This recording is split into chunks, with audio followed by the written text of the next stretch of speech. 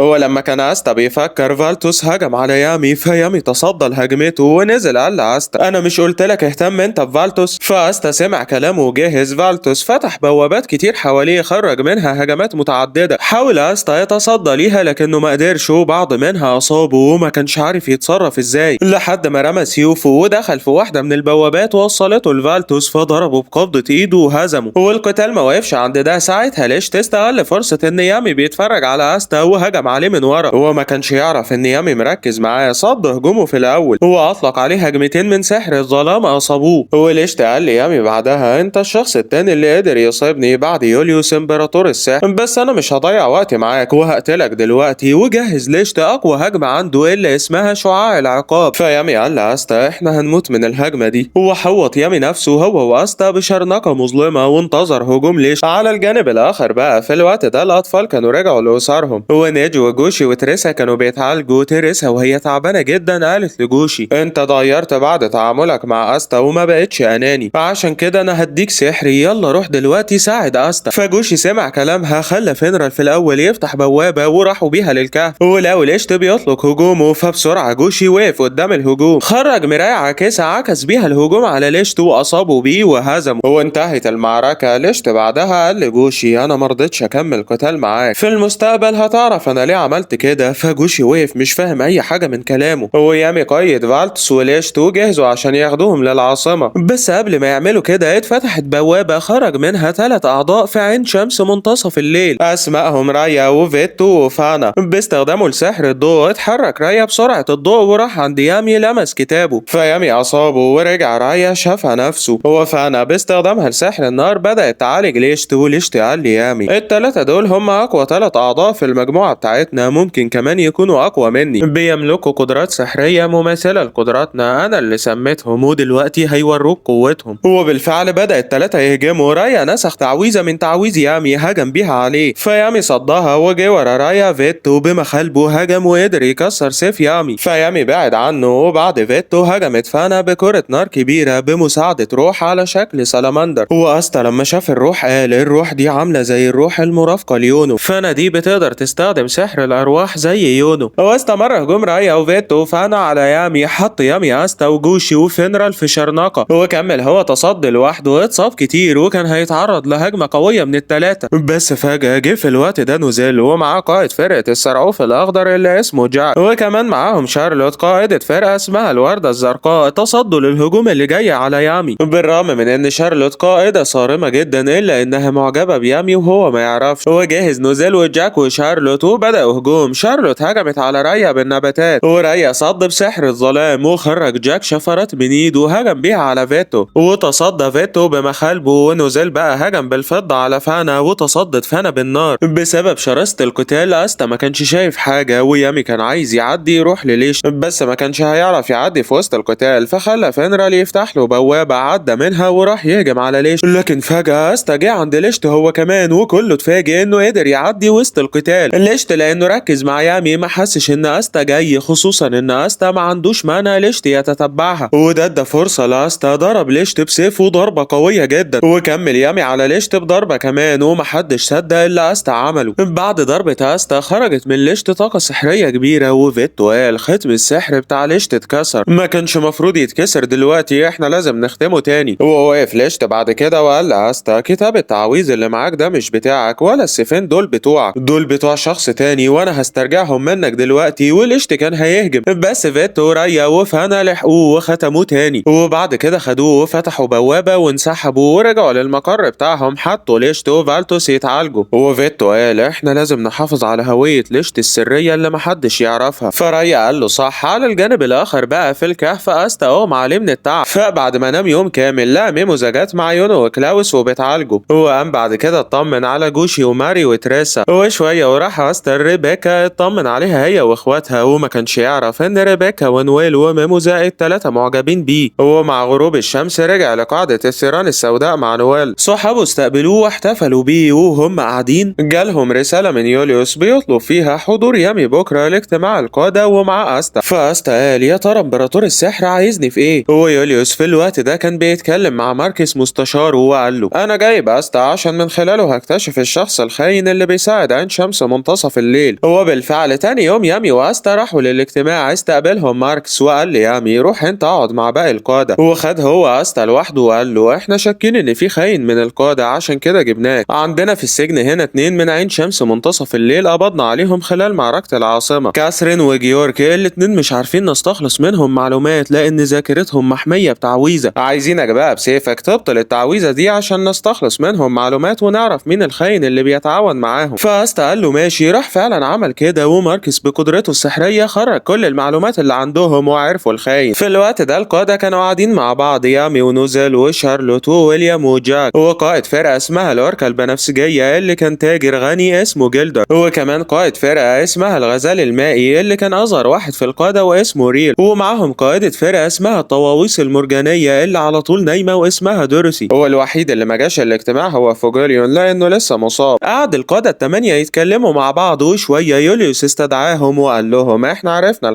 الخاين هو جيلدر. فالكل اتفاجئوا، وجيلدر بسرعة استخدم تعويذة أخفته وهرب. بس أستا ما سابهوش، تتبع الكي بتاعه وراح وراه وبسيفه أبطل سحر الاختفاء. هو جري ورا أستا، استخدم تعويذة وقع بيها جيلدر في مستنقع وقيده. وريل قال لأستا انت مدهش، من النهارده أنا وانت هنبقى أصحاب. وبعد كده بدأ القادة ال8 ويوليوس يستخرجوا المعلومات من جيلدر وتأكدوا انه الخاين. ويوليوس قال للقادة ابقوا تأكدوا ان فرقكم ما فيهاش أي حد خاين. وبعد الاجتماع ما خلص كلهم مشيوا، بس ما كانوش يعرفوا ان رايا كان معاهم متنكر في هيئة واحد من القادة عشان يتجسس عليهم. ومشي رايا بعد كده. وشوية ويوليوس جاب يامي وأستا عنده وقال لهم عين شمس منتصف الليل معاهم لوح فيه أحجار سحرية، هم مقتنعين انهم لما يكملوا الأحجار السحرية بتاعت اللوح ده هيتولدوا من جديد وهيبقوا خارقين في القوة. اللي عرفناه كمان انهم خطفوا فوجوليون عشان ياخدوا منه الحجر السحري الموجود في كولاتو ويحطوه في اللوح بتاعهم ده فاضل له 3 أحجار سحرية ويكتمل. واحد من الأحجار ال3 دول موجود في منطقة سحر قوية اسمها معبد قاع البحر. أنا بقى عايزكم تروحوا لمعبد قاع البحر وتاخدوا الحجر قبل عين شمس منتصف الليل، بس احذروا لأن هيقابلكم هناك فخاخ كتيرة تمنعكم من الدخول لقاع البحر. فيامي وأستا قبلوا المهمة ورجعوا لقاعدة الثيران السوداء، بلغوا باقي الفريق بالمهمة. فالأعضاء كلهم احتفلوا قبل ما يجهزوا عشان يبدأوا. وبكده يبقى خلص أرك مواجهة عين شمس منتصف الليل من أنمي بلاك كلوفر.